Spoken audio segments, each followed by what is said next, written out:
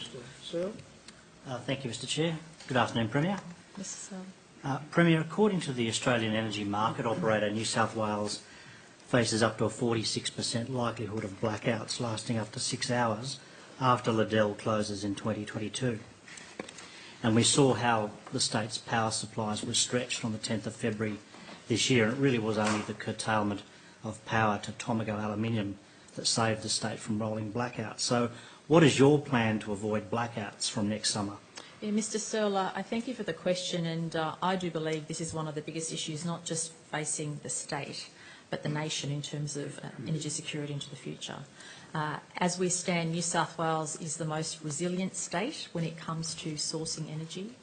New South Wales, compared to other states, is doing very well in its energy sourcing and also in its transition strategies. However, that being said, we're not at all complacent about our future energy requirements, and we are considering all of the state's options in relation to what secures our energy into the future. And I say that because the main motivation for me is firstly to ensure, unlike other states, New South Wales doesn't have those blackouts and what's called load shedding, that we keep maintaining downward pressure on power bills, which is so important, but also, thirdly, to work with the other states and Commonwealth for a national strategy, because, as you would be aware, as would every member of this committee, unfortunately there are many issues outside the control of New South Wales Government when it comes to energy security. We are part of a national grid, and when one state, or more than one state, isn't as resilient as New South Wales and takes decisions to move to renewables perhaps before they should have,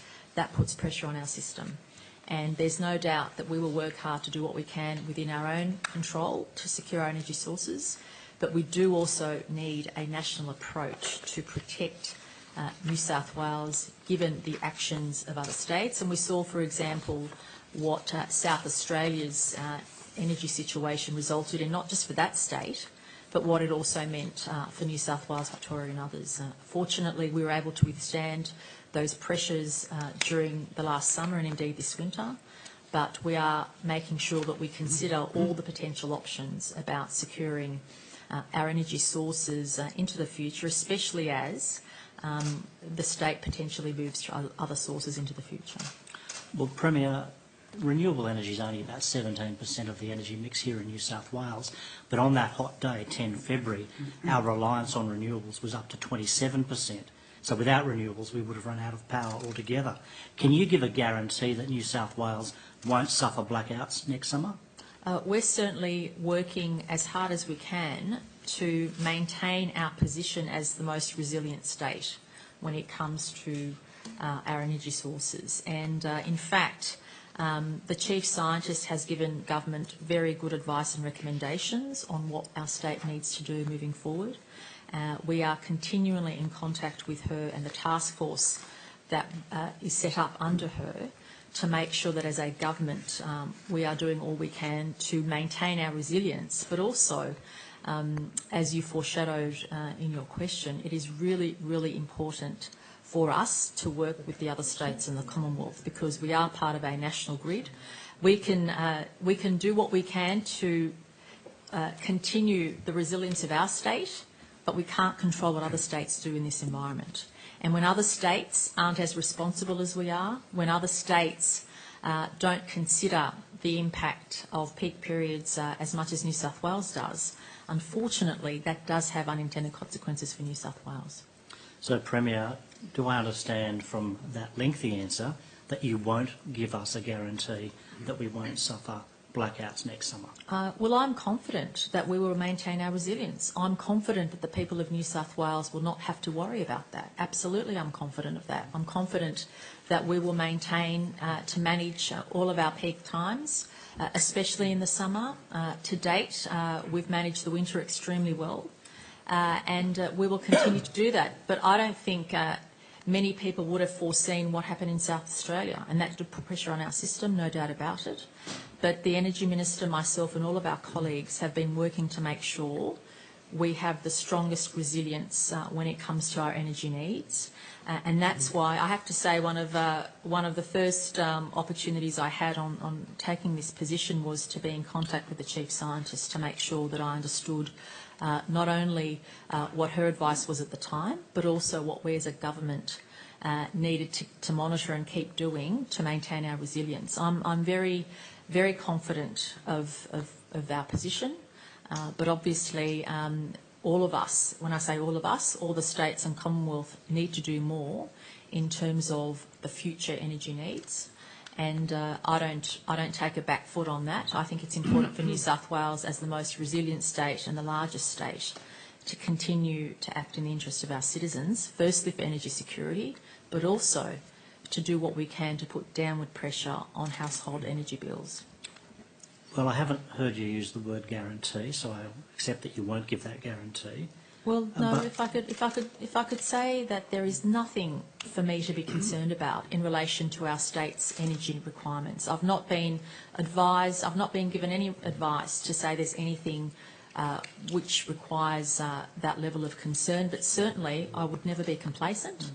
And we need to work hard on a daily basis to make sure that we maintain our resilience as a state, but also that we do keep a keen eye on the activities of other states because, unfortunately, whether we like it or not, what other states do does impact New South Wales.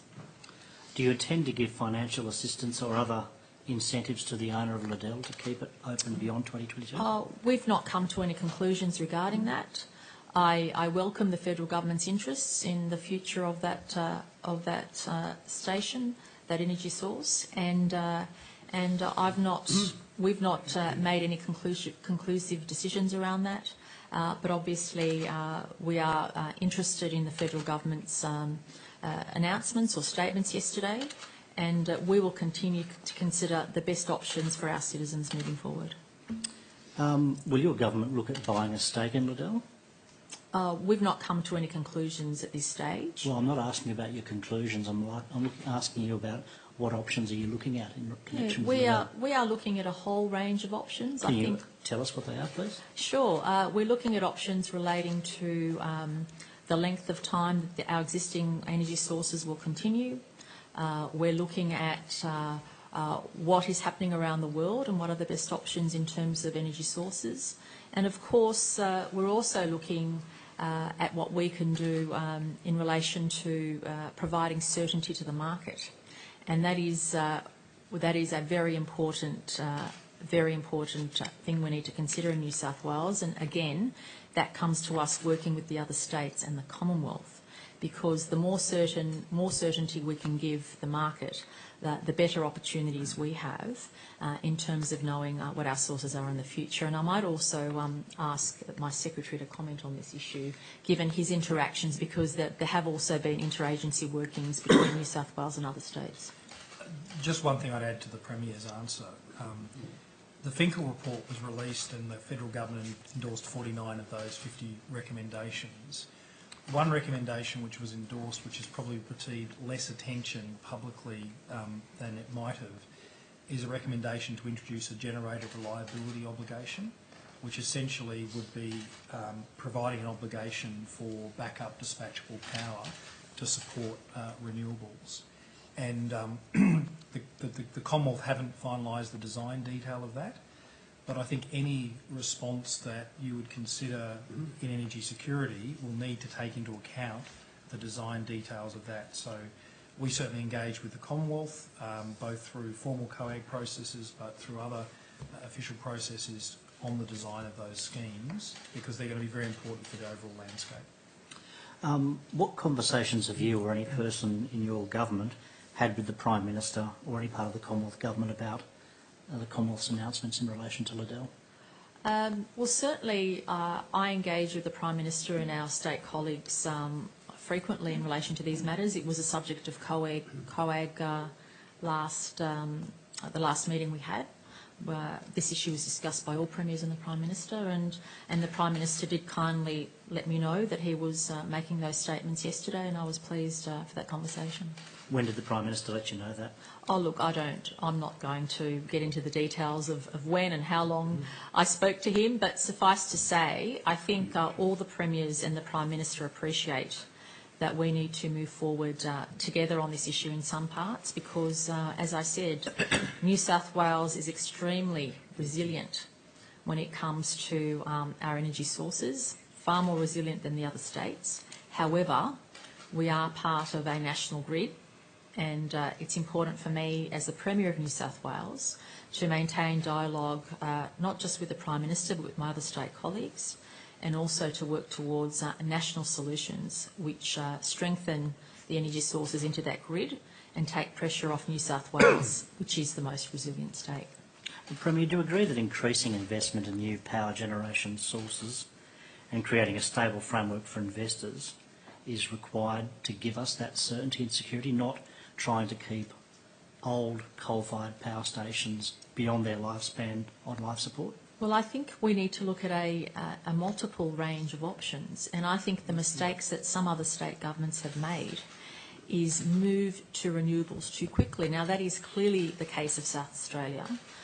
They moved to renewables, and when their system suffered stress during peak, the renewable sources weren't able to cope, and that was a given. But Premier, when coal-fired power stations close, you need new power generation sources to replace them. So it's not the fault of renewables if the private owner of the coal-fired power station in South Australia decided to close. Well, it is. So when Liddell closes, what is going to replace the power that will be lost to New South Wales? Well, that's the point I'm making, Mr. Searle. What I'm suggesting is governments do get advance warning of what may or may not happen in their state, and the Well, comments. not always. Well, the comments I made about South Australia is that I believe their government, and I think their load shedding requirements last summer proved this when they had to essentially plan blackouts, was they moved too quickly towards relying on renewable sources of energy, so that when a peak was beyond their expectations, and we have to remember at the time there was a heat wave on the entire eastern seaboard and South Australia at the same time, which in effect was a multitude of difficult situations. But having said that, I believe that state moved too quickly towards renewables and did not do enough to plan ahead for its more traditional sources of energy. I want to ensure, and my government wants to ensure, that New South Wales is not in that situation. So we are considering options before us in relation to existing sources of generation, and also other opportunities we might have in discussion with our state and federal colleagues. Premier, Liddell was built to last 30 years. It's now 47 years old. At some point, your government's going to have to face reality that we need new electricity generation projects. Now, will you now finally invest in new renewable energy projects in New South Wales to ensure that we actually have enough supply being developed to meet the shortfalls that will occur when stations like Liddell actually close? We actually have significant investment in renewable energy already in New South Wales. Not by your government. We do. But the government not only provides the regulatory environment for that investment, but also provides support through various funds and various grants and opportunities. But that's not what is at the heart of the issue, Mr. Searle. What's at the heart of the supply is pretty important, Premier, which you've acknowledged. But what is at the heart of the issue is how reliable those sources are, and currently we know that unfortunately you cannot rely on those alternative sources during times of peak when there's a lot of pressure. And if you don't have them at all, you run out of power. Yeah, but the point is that South Australia has demonstrated that you cannot solely rely on those sources with the current technology we have, because it does jeopardise the opportunity for citizens to use those sources of energy during the peak times when the system's under pressure. Now, it's not a question of the amount that are available. As you know, as many in this room would know, the challenge with those type of technologies is storage. The technology currently is limited in allowing you to use those sources of energy when you need them. And that's the critical thing that state governments have to consider. You have to assume unexpected situations could arise. You have to assume that various states could be under pressure from the national grid at the same time. And if that's the case, you cannot move too quickly to other sources of energy which are far less reliable, which don't support you in the peak, and also which compromise the availability of citizens to use electricity freely. And that is central to the issue. So it's not just the amount we're investing and the amount of investment going on. It's the reliability and the storage capacity, which unfortunately is still wanting in many of those alternative sources. Of course, we appreciate the public sentiment, which is to invest in more alternative energy sources. We appreciate that members of the public feel that. We also appreciate that some members of the public are asking government to look at a high energy, low emission coal power fire station. I mean, there's a lot of... Are you going to fund one of those? As I said, we've got a number. I'm not going to rule it out. I'm not going to rule it out. I'm not going to rule out anything which compromises the future energy needs of New South Wales. My job as the Premier is to make sure my citizens don't need to worry about what happens when they flick on a switch. And it's also my job to make sure we keep energy prices as low as possible. And that's why I appreciate that there are short and medium-term impacts on energy prices, which is why on the weekend I was very pleased to announce a range of reforms to support the most vulnerable of our households and to support small businesses during what is likely to be a period of, unfortunately, upward pressure on prices. There's talk about the Commonwealth Government buying the New South Wales share of the Snowy Hydro scheme. Can you tell us where those discussions are up to, and will you use those proceeds to build new electricity generation projects in regional New South Wales? Certainly the New South Wales Government is undertaking our due diligence on evaluating our share, and I understand the Victorian Government's doing, in fact I know the Victorian Government's doing the same. So both the Victorian Government and the New South Wales Government are working to make sure we appropriately value what we believe our share is worth. The federal government has given both Victoria and ourselves every indication that it intends to proceed with that transaction, and you can rest assured that we're a government that will ensure that every dollar of those proceeds goes to where it's needed most, and we're looking forward to the process continuing in coming months. You mentioned the package you announced on Sunday. What's the total value of that package? Well, it's in the hundreds of millions. So some parts of it are able to be accessed through the Climate Change Fund, because some aspects of the proposals, for example, those relating to small businesses being able to have up to 50% upgrade of their appliances, or households being able to get discounts on their appliances when they upgrade, can be attributed to the Climate Change Fund. But other parts of the package can't be.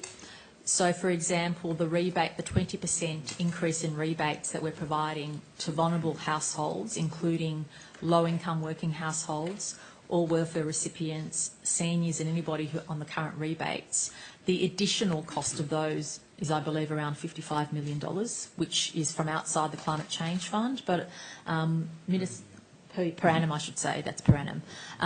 My secretary might have more details on the total package in relation to parts of it coming out of the Climate Change Fund. Well, but over the next... Is it the $257 million in budget paper number 3, page 8-8? No, this is new. That's new money. Totally This new? is new, correct. Well, can you, apart from the $55 million you say is coming from the Climate Change Fund? No. The $55 million is the part that's not from the climate, because you cannot have rebates from the Climate Change Fund. You need to use the Climate Change Fund for purposes which support better use of energy. Well, can you please provide us with the total figure? Sure. And where the money comes from? So I don't have the total figure in front of me, but the balance... Well, you can take it on notice. The non-55 is out of the Climate Change Fund, which is already in the budget papers. Well, the Climate Change Fund is referred to in passing in the budget papers, but the actual amounts that you're talking about are not itemised in the budget papers. They're still above... Well, sorry, Premier, a passing reference on one page isn't an itemised list of where the money's coming from. So what I'm really asking for is, where are the dollars and cents coming from, and where is that list of expenditure found either in the budget papers or in some other document. And just to be clear, Mr Searle, before I hand back to the Secretary, just so the committee is aware, there is still a portion of Climate Change Fund which the government has ability to allocate every year. So part of that allocation has gone towards upgrading these appliances. So I want to make clear that we've not yet allocated the total amount of the fund. I'll ask the Secretary to add to that. No, that's right. So essentially the Climate Change Fund becomes an envelope which comes from the levy, and the levy paid by customers, not by the government. That's right, for climate change related purposes. All right. So in this year's budget, you provide $257 million otherwise for helping vulnerable customers. No, it's actually much more than that. Well, no, in your budget, page 8-18. No, but if you $257 million to assist up to 900,000 households, which is less than the $259 million in previous year's budget. So why is your budget papers less generous to vulnerable customers than in the previous year's budget? It's actually, just to make clear, do I have time to answer that question? The bill's ready. You can answer the question. Just to make clear, we've actually now extended the criteria, not limited it. So it depends on how many people are eligible to apply for I the understand fund. it's a protected So item, therefore, Premier, yeah, but so the amount therefore- of money you're estimating to spend this year is $2 million less than in the year before. So why are you planning on reducing the help you give vulnerable customers? The total amount we dedicate to providing subsidies to the most vulnerable customers in total far exceeds the amount you've raised. Well, I'm just looking at your budget papers. Yeah. So if you're happy to Point of refer order. me to Yeah, other we also have an estimation on. We obviously also have an estimation on how many people we think will take up our offer, but I don't think anything can give you a stronger indication with our government having a big heart than with increasing the rebates by 20%. We've assumed that for some people the next bill they get could be a shock to them, including the most vulnerable of our families and individuals. I did not want anyone to feel that unnecessary stress because we are in a strong financial position. For that reason, we've increased the rebates across the board.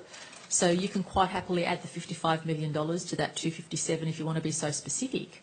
But having said that, that is only part of the overall amount of concessions we give to vulnerable families. So even if I took your argument to be correct, which I don't, you could add $55 million onto that. So compared to this year or last year, there'll be an extra $53 million, worst case scenario, an extra $53 million going to the most vulnerable of our families. Premier, in 2015, your predecessor, Mike Baird, visited people in the local community at Williamtown suffering from contamination.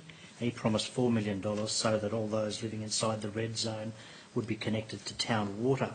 Now, 2 years on, there are still many properties whose owners are not connected to town water, many of them with elevated levels of PFOS chemicals in their blood. Will you call in Hunter Water and ensure that all those who should be connected to town water are, as a matter of urgency? And can you also tell the committee how much of the $4 million has been spent and why 2 years on this process has not been completed? Yep. So firstly, can I thank you for the question? And I remember former Premier Baird actually spoke to us, his colleagues, about his visit and how much he was impacted by it, and certainly our government took proactive action at the time. I don't know how much of that money's been expended to date. I will refer to my secretary if he has any such information. But I'm happy to take that on notice if that's okay. I just don't have the information in front of me. Okay. Moving back to new sources of energy, the company Dialer Dump is proposing a large waste incinerator to generate energy in Western Sydney at Eastern Creek. There's a lot of concern in the community, and there's been some pretty trenchant criticism of the proposal by the Environmental Protection Agency. Will your government take steps to make sure that project does not go ahead and pollute local communities? And Mr Searle, I've heard those concerns, and I have to say, as a layperson, not as the Premier of the state, but as a layperson, I certainly appreciate why the community would be concerned about that proposal. But as we appreciate, there's what I understand, a planning assessment process, a planning and assessment commission process for that proposal, and I'll await the outcome of that before I make any public statements. But I have to say I've actually met with people who are concerned with that proposal. I've listened to their concerns. I've listened to my colleagues who've raised many concerns on their behalf, and I appreciate why the reasons why they would raise those concerns, but there is a proper process going ahead.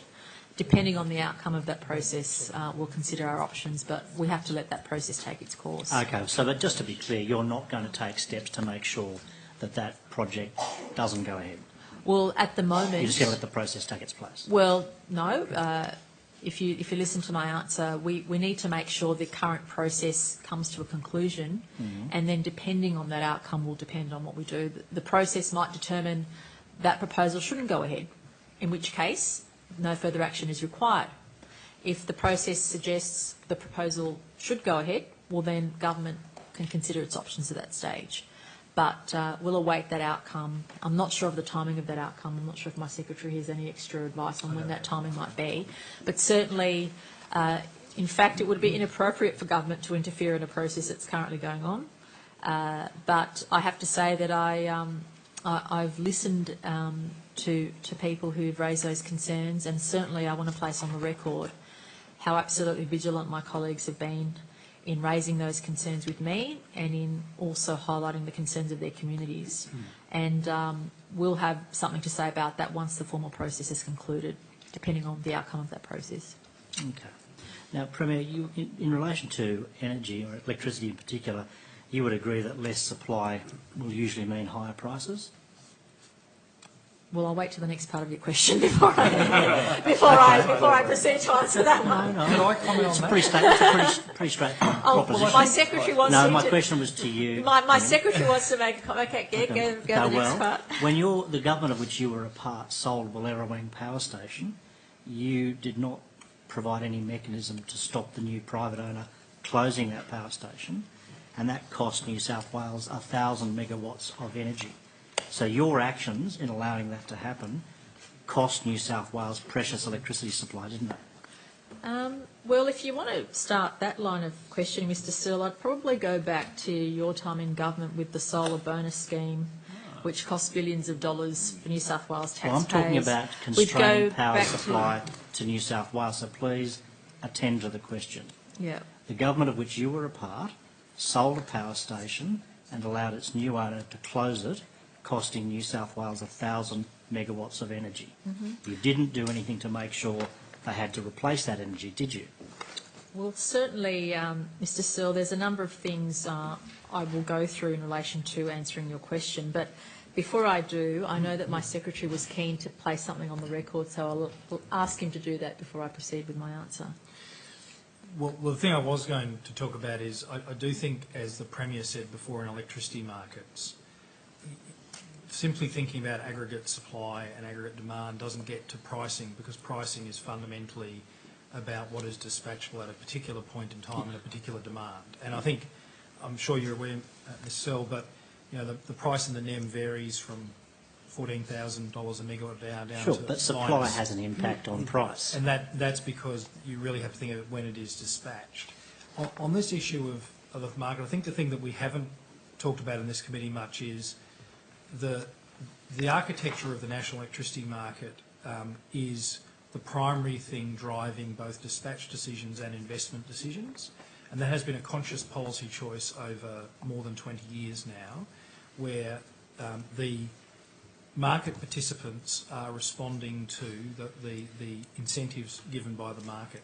So the general approach that I think you're suggesting of participants in the market making decisions unrelated to those drivers from the overall NEM would have very profound consequences for all investments incentives through the market, in particular anyone who wants to be a new entrant, any existing participant.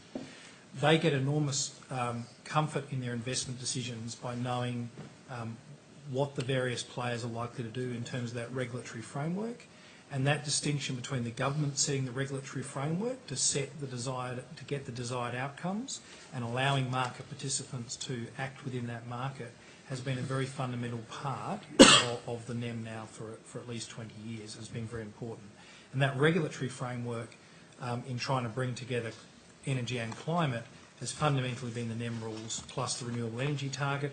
And as I mentioned earlier, what the Finkel report is saying is that architecture was a reasonable architecture in a world in which we had legacy assets that have been around for a long period of time and demand at the level it was, in a world in which we have a greater penetration of renewables. We have to think about augmenting those rules, those regulatory structures, and Finkel particularly focused on the generator reliability obligation, which is new and is particularly new concept because it is a regionally based mechanism. It is not one that just goes NEM-wide. And secondly, the idea that you may need to enhance markets for auxiliary services, frequency, which was a direct response to the learnings that came out of the South Australian. Yeah, sure, but if you don't actually have the power supply in the first place, you can't dispatch it. The actions of the government in allowing 1,000 megawatts of energy to exit the system cost New South Wales pretty dearly on the 10th of February, including running the risk that the power would go out and also paying a very high price for the power that was available. You cost us supply through your actions. The actions of government, both at Commonwealth and state level, have set the incentives for both whether people will maintain power stations and whether invest in new ones. And I think the thing that is worth coming back to... Okay, can you name one new coal-fired power station that anyone's considering building? The answer I'd put to that is... Well, yes or no, Mr. Conlon? No, because again, you really made a comment about the how old a coal-fired power station is. In a sense, coal-fired power stations, incremental investment decisions have been made all the time. So it's probably not right to think about just, is there a new power station? It's also a question of asking, do you do maintenance activity? Do you augment? The phrase often used in this industry is the grandfather's axe. It has been there for 50 years, but almost no part of that power station is the same. So every market participant is making ongoing decisions about incremental investment decisions, which effectively are whether refurbish, increase capacity, maintain capacity on a continual basis. And the general policy approach has been that you want those market participants who have genuine skin in the game to be taken into account that regulatory structure which is trying to achieve the right overall policy outcomes. Yeah. Well, another action taken by this government, the government of which you were a part, Premier, which has increased the cost of power for consumers, is deregulating retail electricity prices. Within 12 months of deregulation in 2014, retailers had marked up their prices by up to 15%. They've increased since then by double digits, including by up to 20% from 1 July this year. You've got now the AEMO Chief Executive and the Federal Energy Minister saying if power prices keep going up like this, there will have to be new government regulation to bring it under control. So will you consider re-regulating electricity prices here in New South Wales in line with those observations? The short answer to that question is no, because in fact, evidence is to the contrary. The key thing, though, in terms of competition in the retail network is to make sure that households and individuals are aware of their rights and that they're made aware that if they shop around, they'll get a better deal. In fact, there was an IPART report, if I'm not mistaken, I think it was towards the end of last year, I know the IPART report was released, which actually talked about downward pressure being placed on prices when there was more competition, not less, in that market. Well, it said that people could save, but not that people were saving. There was that report indicated that greater competition did result in lower prices. In fact, there was another report, which I don't have in front of me, which also vindicated the government's position. The key thing for us, Mr. Searle, in relation to that is to make sure people, and unfortunately not everybody knows their rights to be able to shop around and get a better deal, but part of the package that we announced on the weekend involves saying to the retailers, do not charge people for switching accounts, do not charge people for wanting to pay their bills over the counter, do not charge people for getting a better deal. So part of the package we announced was actually to incentivise our citizens in New South Wales to try and get a better deal. And we are looking at ways in which we can raise awareness of that. We're making sure we have as much public information as possible, because people will find if they do shop around, in all likelihood they can get a better deal. Unfortunately, what your party and your leader is advocating actually takes us backwards and puts upward pressure on prices. That's the last thing you want to do. What we want in the retail sector is downward pressure on prices, and that's why the ability of people to shop around and get a better deal is absolutely critical.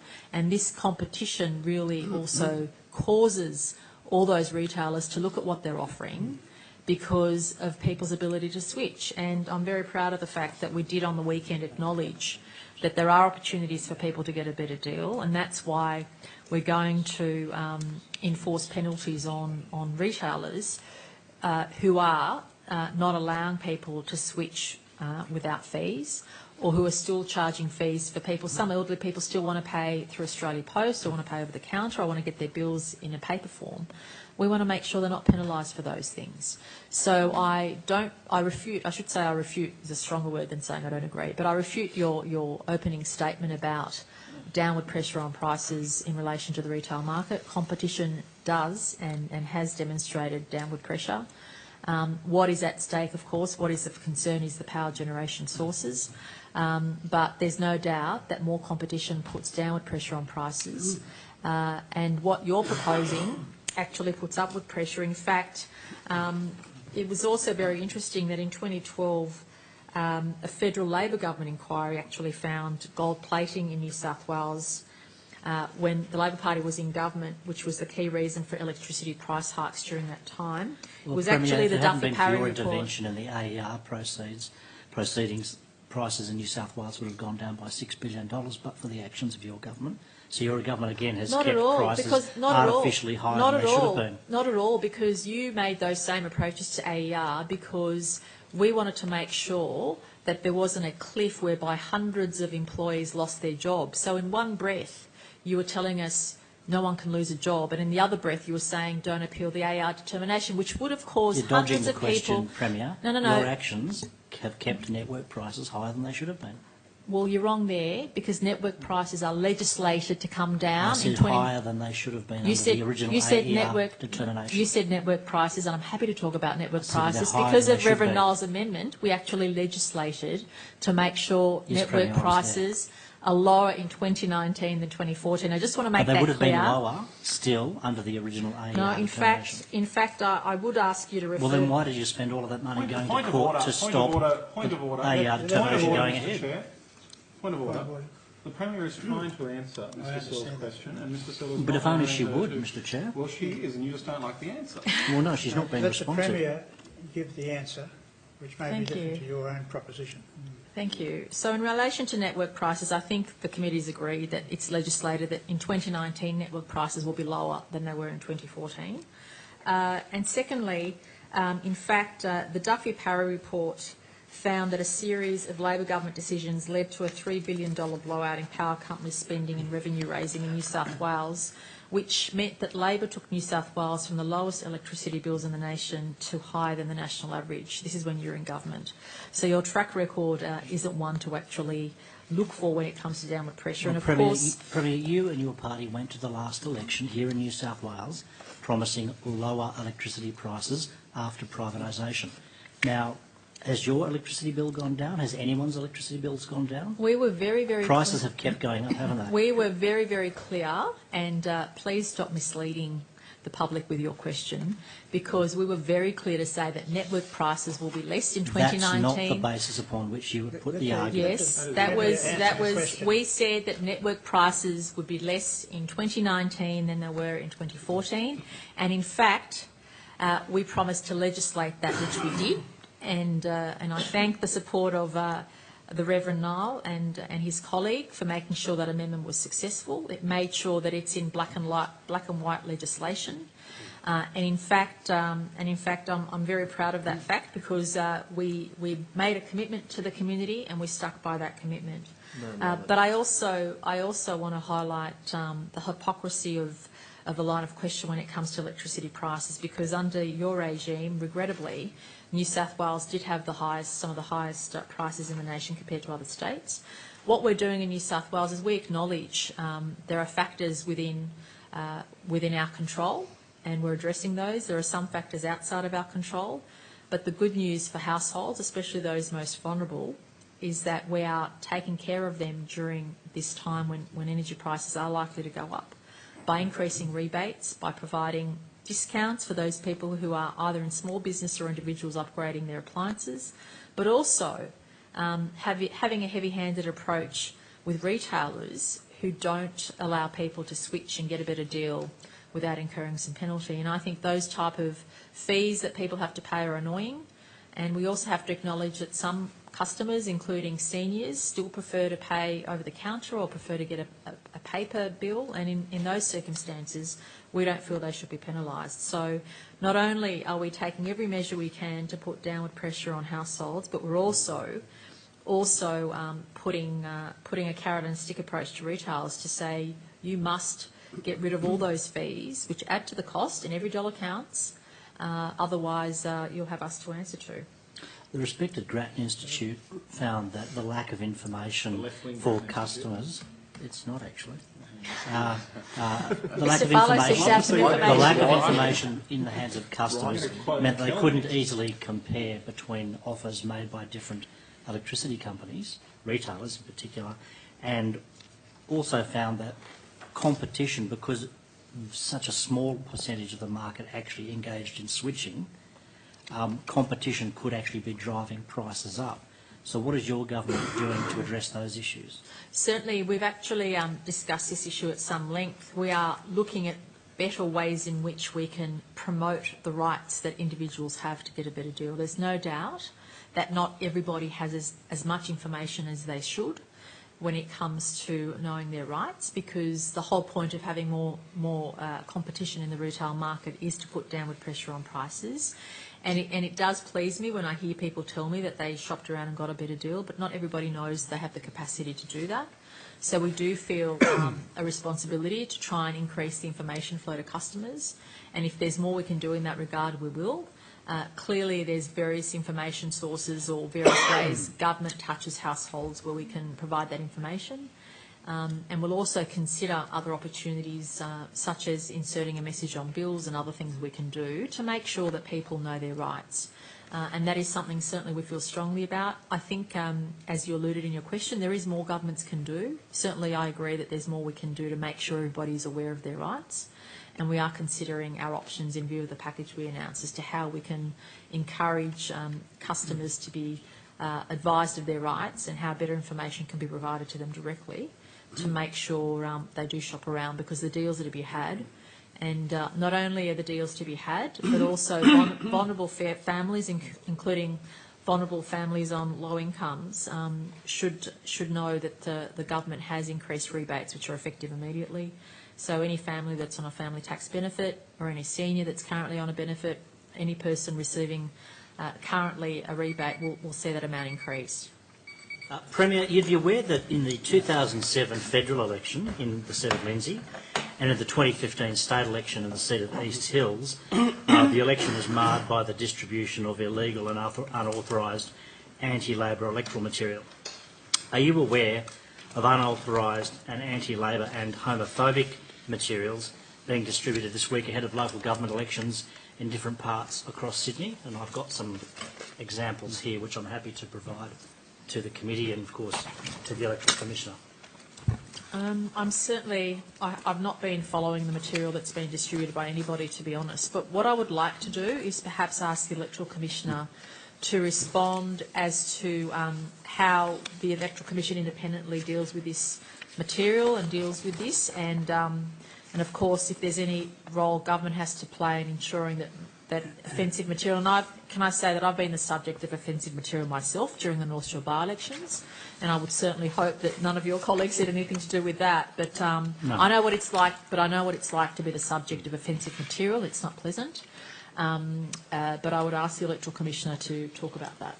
Thank you, Premier, and thank you, Mr. Searle. Yes, in fact, the Labor Party has brought that matter directly to my attention, and it's being examined by my investigatory unit. Okay. Now, in each of the examples of Lindsay and East Hills, the Liberal Party were the beneficiaries of that unauthorised material, and in the case of East Hills, of course, a member of the Liberal Party was charged but found not guilty in connection with that matter. Premier, do you take seriously the creation and distribution of unauthorised and defamatory materials like this? Well, I think any normal human being would, if that's. I mean, look, I've not seen what you've got in front of you, but there is a reason why the Electoral Commission is there, to maintain integrity of the process. That includes distribution of material. In fact, I'm heartened by the fact that now it's actually very difficult to do what was done in the past, when unauthorised material was actually present on election day and other times. I mean, now you've actually got to submit, I understand, to the Electoral Commission what you want to distribute on the day. And you've got to have it registered. Which wasn't the case before. Previously, you'd turn up on election day quite surprised and at times shocked by what was at the polling booths. So I think, I mean, I'm not sure. It sounded like that was a leading question, and there's another follow-up question. Well, there is. But yeah, it's always the case. Okay. But I wanted to make the general statement that I think, without having seen what you're putting in front of you, I think all of us want to make sure that when people go to vote, obviously, firstly, you respect the integrity of the system. You also have confidence that people aren't swayed by what is offensive material. But that's why the Electoral Commission is there, to protect the public and those individuals who put themselves up for election. I would ask the Commissioner to see if there's anything else he wanted to comment on that point. I would like to make a technical comment first to start with. I'm not sure if members of the committee are fully aware of the distinction between the Electoral Commissioner and the Electoral Commission. I, as the Electoral Commissioner, am responsible for the conduct of the election. When it comes to the investigation of complaints, including in relation to electoral material, that is in fact the function of the Electoral Commission, of which I am a member but not the chair. The Honourable Keith Mason is the chair. So I'm appreciative of that. So there's that. And I'd also note in passing that the Commission's role in relation to local government elections, its power to investigate and prosecute electoral offences, has in fact only been conferred on it on the 18th of August of this year, following your passage of legislation earlier in August. So this is a new function for the organisation as well. Okay. Premier, the current maximum penalty for distributing unauthorised electoral material is 6 months imprisonment. In the new draft electoral bill that DPC has put out for public consultation, the imprisonment penalty has been removed from that offence and from other like offences. I note that money penalties have been increased, but the important deterrent of jail has been dropped altogether. Can you explain why that is, and is it because so no members of your party who might be charged in future are running the risk of jail penalty the next time something like this has happened? Bit of a stretch. No, that's okay. I'm happy to answer the question. Firstly, can I say you correctly refer it as a consultation. It's the purpose of that document is a draft document, and it's up for consultation. And I understand the briefing that I received was that my department did consult with a number of different entities, including the Electoral Commission and I believe also the Commissioner. Would you mind if I refer to you just to talk about that? And in answering that, can you indicate who we should thank for the drafting of the bill? Is it you, Commissioner, or is it the DPC? Well, obviously the drafting of the bill is by Parliamentary Council, but the instructing officers are DPC. Yeah, your fault. but I still would like the Commissioner to indicate his level of engagement in the process and all that. Yep. Yes, thank you, Premier.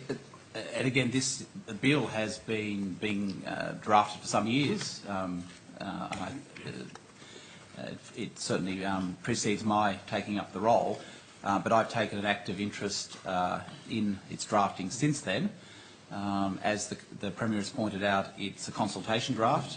I've already, and my officers have had input into the draft as it stands now, and there are further matters which I'm considering, which I intend raising as part of that consultation process. So as far as I'm concerned, that's a living process which I'm happy to engage in. Okay. And Mr Searle, I'd also like to add to that you are more than free to put in your own submission, which recommends the reintroduction of those jail terms. So you and any member of the public can make that, and will of course consider. I think you can be safe in assuming there will be a number of submissions. But just on that, so the printing, publishing and distributing of electoral material in contravention of the requirements, the jail penalty, that's in 151A, it's now 183 in the draft bill. Imprisonment's been taken out.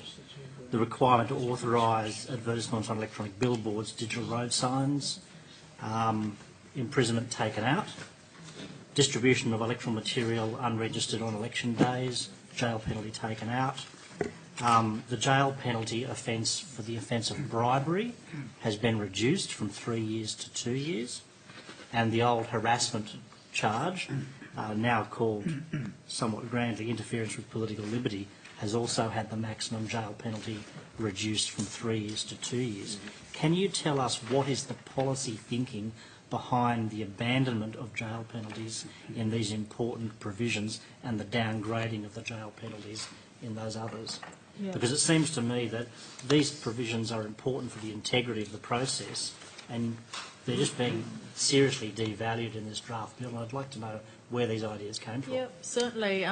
Certainly the DPC was responsible for coordinating all the feedback we had on the various consultations. So I will ask both the Secretary and the Commissioner to comment if they have any comment. I can't answer that question because I don't know whose suggestions they were. But they're not your suggestions. Is that Well, what you're saying? they're personally not my suggestions. No, in fact, I'd even go so. The Premier was working. No, I'd even go so Had to far as ask. to say, Mr. Searle, I'd even go so far as to say that I understand that government essentially allowed the experts to indicate their views and to put forward what they believed were the best way forward. And to be absolutely frank, I was extremely comforted by the fact that this is a draft for consultation. So I was extremely comforted by the fact that if there is anything which has widespread concern, that the government will respond to that. That's the whole point of putting out a consultation paper first. And I appreciate if there are, it's obviously a very topical issue, but if there are any concerns people have, if there's anything they feel we've got wrong, I can't even tell you when the process started, but I do know it's been around for some years. So it's not as if we put this draft document out overnight. It's actually been the subject of consultation for a significant number of years. But I will ask both my Secretary and the Commissioner to add anything that I may not be aware of.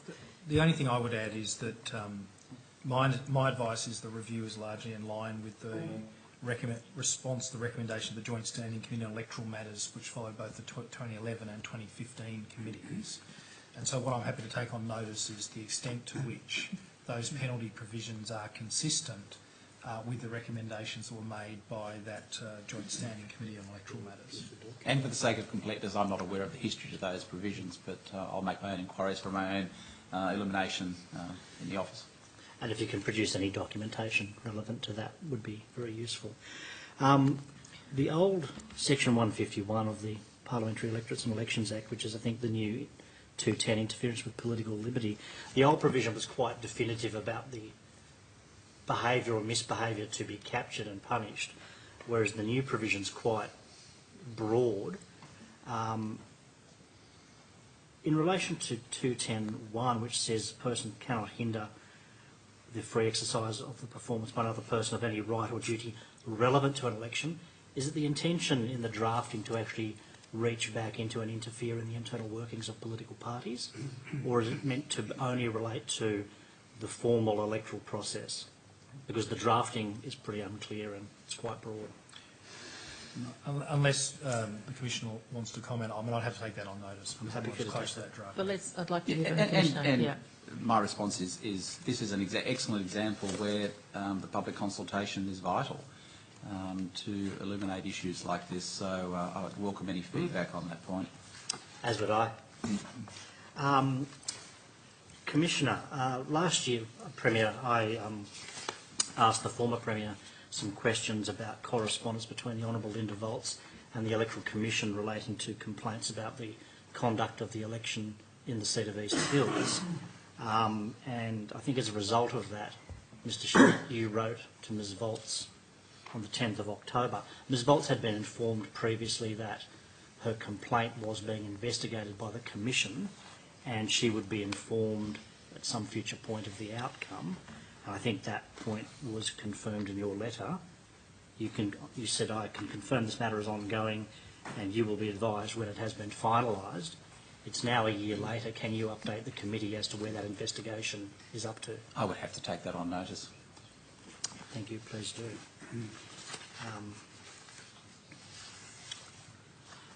Premier, in relation to the community building partnership grants, what actions has your department taken to recover the $10,000 grant paid to the Australian Multicultural Christian Society, and when were these actions undertaken? Sure. I will ask the Secretary to specifically, as DPC manages those grants, I will ask my Secretary to respond to that. But Mr Searle, I think it's also appropriate to say that from time to time, members of Parliament from any political party or independents or whatever do make formal requests to DPC about extensions or about changing proposals which DPC considers on a case-by-case basis. But I don't have the details about that, but I know my Secretary is going through the list, so he will be able to give you some information about that. But I did want to make the committee aware that in general terms, I have asked my department as to what the status of, because sometimes I receive correspondence as Premier from members of Parliament commenting on various organisations that for whatever reason are seeking extensions, and of course on those occasions I refer them to DPC who manages the process, and I'll just see if the Secretary is in a position to... Okay, well perhaps I can assist further. I think... Oh, he's got something, I think. Do you? Yeah, I have. This is the is this the multi-purpose food van project? Yeah, this was the... which was a... purchase to fit out of a catering van to feed the homeless at Lambeth Reserve. Yeah, so I'm just checking I don't...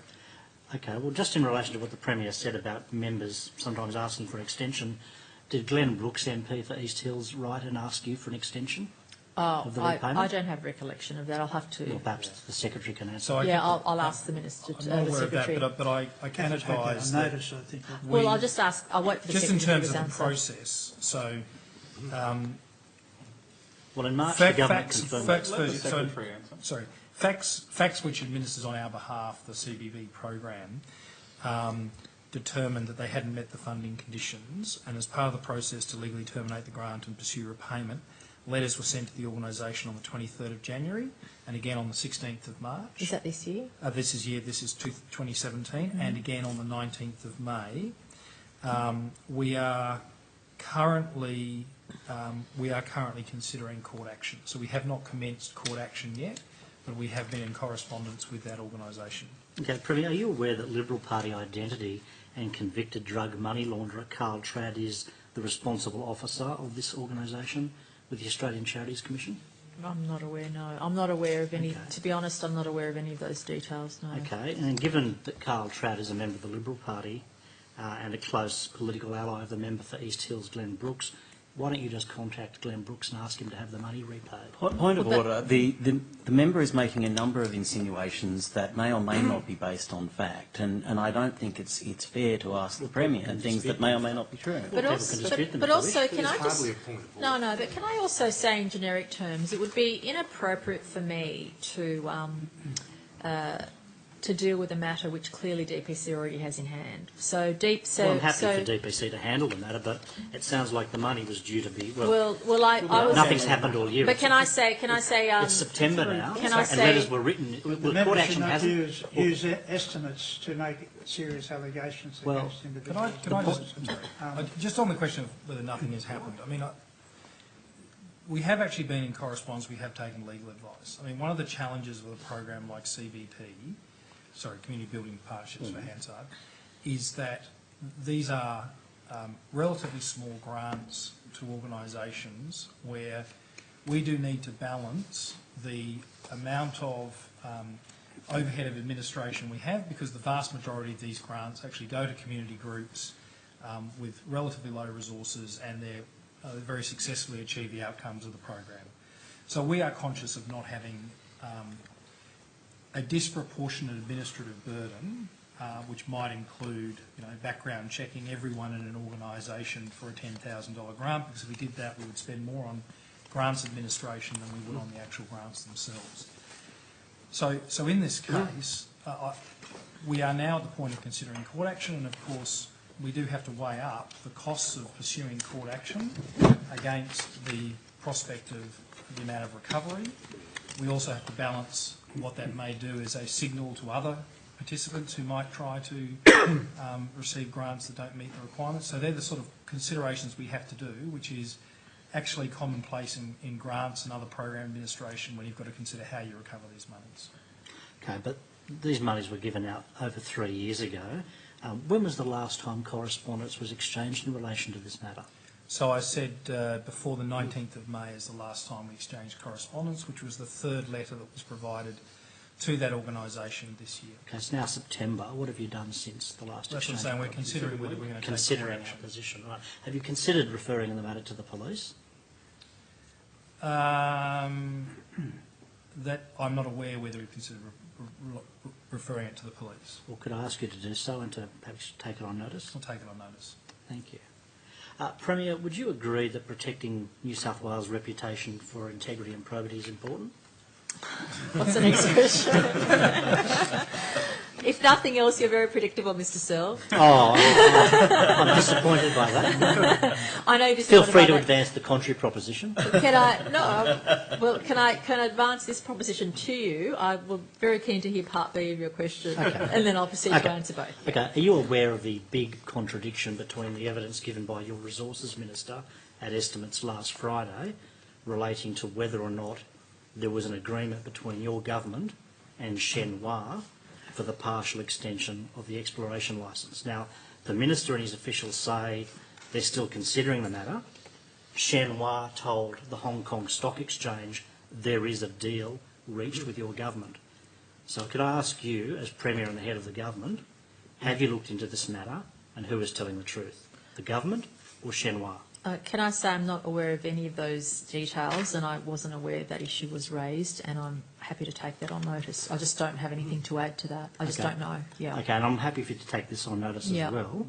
Would you, if you look into the matter and you form the view that your government is telling the truth and that what Shenhua told the Hong Kong Stock Exchange is not true or not accurate, could I ask you, would you take the matter up with the Hong Kong Stock Exchange and other regulatory authorities? Look, given my response to the previous answer, I think it's best that I take both on notice because I'm just not aware of I'm not aware of the details as to what was said on the public record and or otherwise, and I'll take that on notice. Okay. Now, your minister has also not responded to invitations from local community groups to Which visit. minister are you referring to? The Resources same Minister. Yep.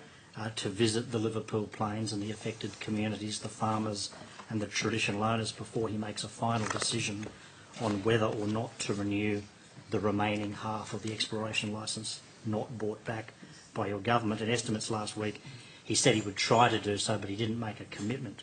Now, given that your predecessor, Mike Baird, has been out there and met with the community, and that the former Deputy Premier, Troy Grant, has also had the decency to do that, will you make a commitment to going to the Liverpool Plains and meeting with the affected community before your government makes a final decision on this matter?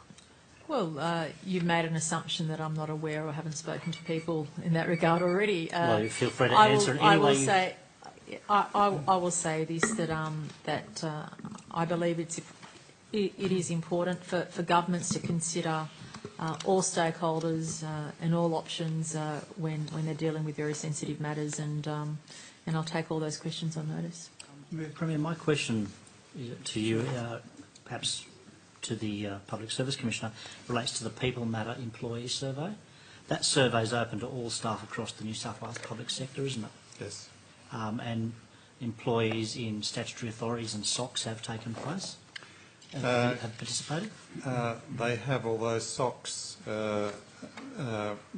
are not compelled to be part of the survey, whereas the rest of the government sector participates. No, but they can, and they have. They can, and some do. Can you explain why employees in TAFE and in Landcom, known as Urban Growth, were prevented this year from participating? And does it relate to the fact that they're both engaged in traumatic restructuring processes? You don't want to hear from the staff? No, the People Matter Employee Survey, we have always encouraged every part of the public sector to participate, but we're also mindful of the fact that with some parts of the sector there are other major surveys being conducted by agency management, and in respect of TAFE, that was certainly the position that was put to me, that there was a survey in train, and that it would be duplicating that effort, and that's in fact what I understood, what I understand has happened. With all SOCs, it's always a matter of whether or not they wish to participate, and with TAFE it was really about a unique set of circumstances. And when you say whether they wish to participate, you mean whether their management wish to allow their staff to participate? Well, with state-owned corporations, we offer the use of this survey. In fact, many state-owned corporations have a history of surveying their staff routinely on things like employee engagement, a wide range of climate surveys. In fact, in my own experience, running a water utility was probably the first evidence I saw of very regular staff surveys. So the Act is quite clear that I can't compel state-owned corporations in respect of any of my functions, but we make that service available to SOCs. Some participate and some don't. But again, it's a matter for the SOCs management. It is. Okay. I'll put some further questions on notice. Premier, last week the New South Wales Liberals suspended 5 candidates for Newcastle City Council because their statutory declaration nomination forms had defects. Documents obtained from your party's executive have said that the director felt he had no choice but to drop them due to the seriousness of any potential breach of the Oaths Act and legal consequences. For example, knowingly making a false declaration carries a penalty of up to 5 years in jail. How is the situation of those Liberal Party candidates for council different to that of your North Shore MP Felicity Wilson? And in the wake of this development, would you now reconsider Ms Wilson's position? Mr Searle, as you would know, those matters are matters which are dealt with the party organisations, just as your party would have processes for vetting candidates and for dealing with anyone who then breached what they had told the party they had previously signed up to. So Ms Wilson has breached what she told the party. The matters you raise are for the party.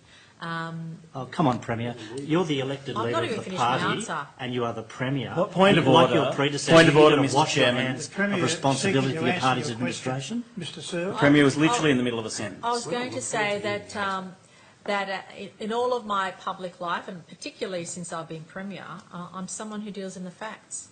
And unless there are any facts placed before the party organisation or in fact me as the leader, which prove that any wrongdoings occurred, there's no issue. At the end of the day, they're matters for the party organisation and they're for the state director.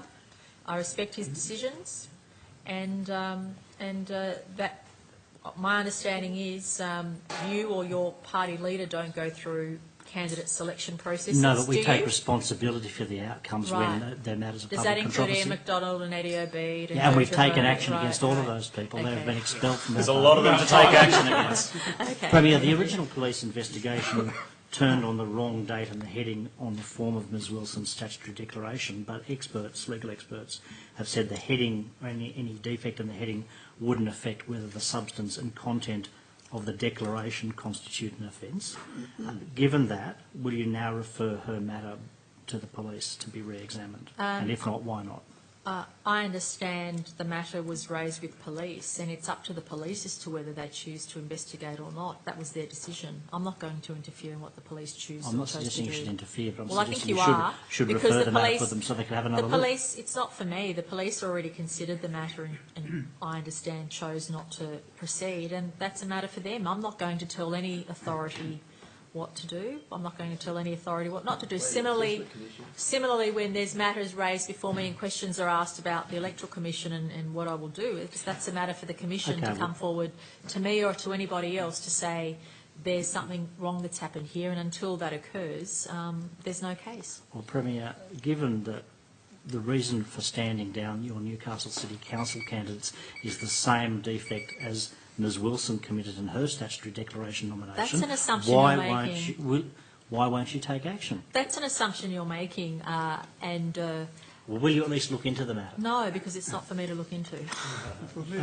Premier, there was a report about due diligence for all major regional land approvals, which was about combining all land, about a new process to go through before exploration licences in mining are issued. I think the report was written by Simon Draper and Liz Livingston from your department, and apparently that report was given to the former Premier, Mr Baird, in 2016. Are you willing to furnish this committee with a copy of that report? I'll take that on notice. Thank you.